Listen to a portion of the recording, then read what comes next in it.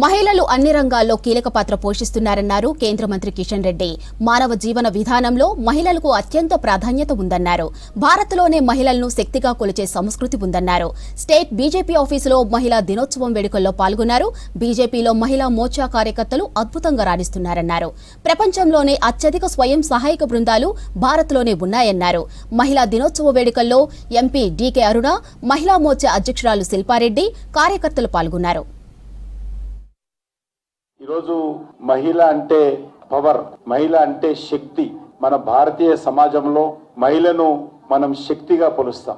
ఇప్పుడే కాదు, కొన్ని వేదాల నుంచి కూడా లేకపోతే కొన్ని వేల సంవత్సరాల నుంచి కూడా మహిళను మనం శక్తిగా కొలిచేటువంటి అద్భుతమైనటువంటి సాంప్రదాయము ఒక్క మన భారతీయ జీవన విధానంలో, భారతీయ సంస్కృతిలోనూ తప్ప ప్రపంచంలో ఎక్కడ కూడా ఆ రకంగా మహిళను శక్తిగా కొలిచేటువంటి సాంప్రదాయం లేదు.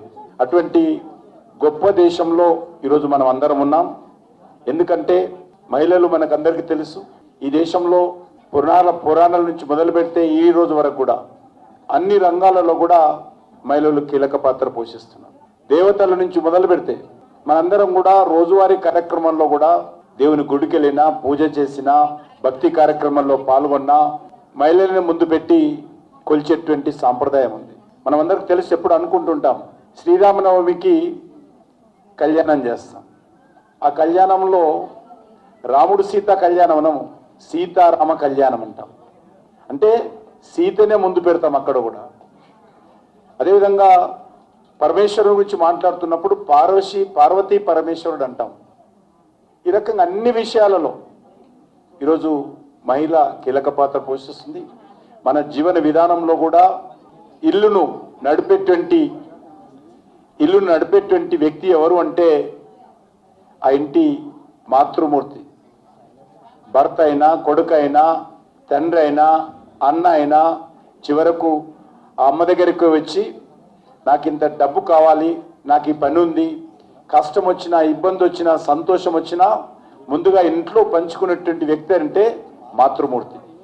కాబట్టి కొడుకు కూడా ఏదైనా ఇబ్బంది వస్తే తండ్రి దగ్గర కోడు, అమ్మ దగ్గరికి వెళ్తాడు. బిడ్డకి ఏదైనా కష్టం అనిపిస్తే అమ్మకే చెప్పుకుంటారు. కాబట్టి ఆ రకంగా ఈరోజు మన జీవన విధానంలో మహిళలకు అత్యంతమైనటువంటి ప్రాధాన్యత ఉన్నదనే విషయము మనకందరికీ తెలుసు.